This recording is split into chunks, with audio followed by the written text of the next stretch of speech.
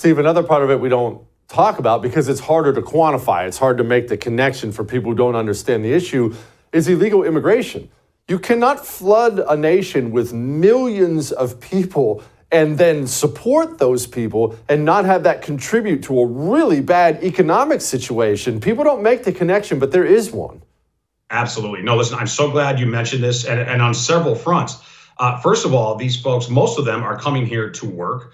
They are trespassing into our nation uninvited and unvetted, but I will at least say most of them come here with the intention, of course, to work. Well, they are engaging then in competition with American citizens in the labor market. And because of their status, they are always willing to work for lower wages than American citizens are. So Americans have crashing real wages, meaning their income adjusted for inflation has been crashing under Joe Biden. That situation is badly exacerbated by these millions of unjust workers competing in the labor market against American citizens. And then, of course, getting back to the housing, which we were just speaking about. These people need to be housed. We are paying for them to be housed, and in many cases paying top dollar, housing them, for example, at luxury hotels in New York City. But wherever these millions and millions of people are, whether it's a hotel or a home, the point is this is an incredible added stress on an already unaffordable U.S. housing market. So you're exactly correct. The open border is terrible for so many reasons. It's a danger to our streets. It's a danger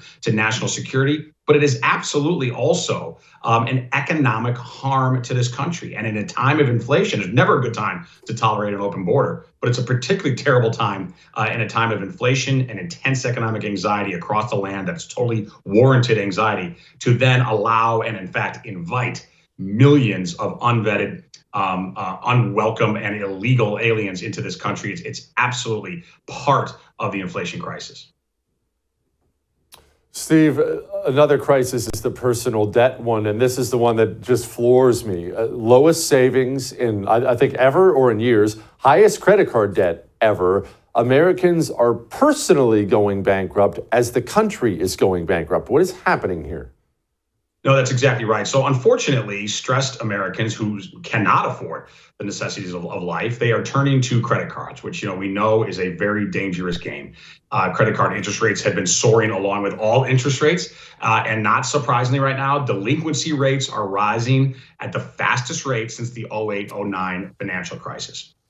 We have $1 trillion now in total credit card debt for the first time ever in American history. We have passed that ignoble mark. And that debt at increasingly high interest rates is putting even more stress on the American consumer and on American citizens. So yeah, unfortunately, look, the debt situation is terrible at the government level, at the federal level. It's also terrible at the personal level. And I firmly believe, by the way, that this is the biggest opportunity for conservative candidates and for Republican candidates to win into the 2024 elections. Focus on these bread and butter, kitchen table economic issues, because a lot of folks who might not be all that conservative, might not agree with us on the right on things like, say, pro-life.